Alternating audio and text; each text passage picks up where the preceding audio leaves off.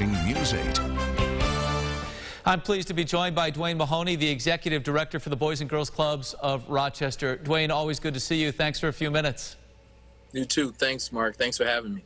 Talk about the pandemic and how it's forced the Boys and Girls Clubs to sort of alter their typical model here this school year.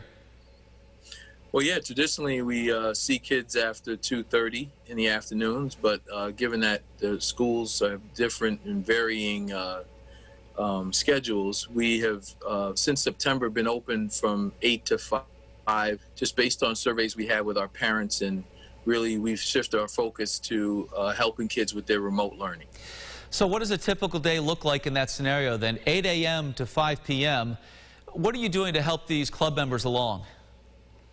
Well, the club members, they need help with, first off, Wi-Fi access. Parents who drop their kids off often have to go to work, or they're not familiar. In some districts, our Rochester City School District is Common Core, and so we have staff here that are helping their kids get onto their virtual calls with their teachers, and then the hard work of actually doing the classwork and homework after that. It certainly is difficult work. We remember those days. You're getting some help from local colleges with tutoring. Tell us about this and what a difference that's made in terms of trying to help these students as well. Yeah, we would not be any near as successful as we are had it not been for colleges like Nazareth College, Partners for Learning, University of Rochester, Alexander Rabb, and her students, the many students that she's recruited, so each of our kids can have a virtual tutor during the week to help them with the work that they have to do once they're off their virtual calls.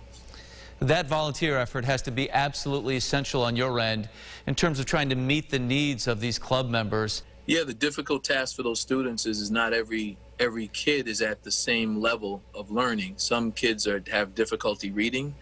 Some kids need a one-on-one, and we've been fortunate to have those virtual tutors help those kids with that because the needs vary so greatly depending on the child. You're dealing with so many youngsters, Dwayne. Let's finish here. As we approach Thanksgiving and you assess how it's going and how their needs are being met, what thoughts come to mind for you? We're taking it day by day. We know everybody, including the school systems, are kind of working this out as they go and trying to figure everything out. But the bottom line is clearly kids that are trying to tackle remote learning, regardless of whether they're coming to the Boys and Girls Club, are facing a big challenge, and just getting more support from as it relates to helping these kids achieve at the end of the day is what the goal should be. Well, your insight is invaluable. We will take that to heart and keep it in mind as we move forward as well. Dwayne, thanks for a few minutes. Keep up the great work of the Boys and Girls Clubs. We appreciate it. Thanks, Mark. Thanks. You. Appreciate you having me on. You bet. Lots more online at bgcrochester.org. We'll share that link as well at Rochester.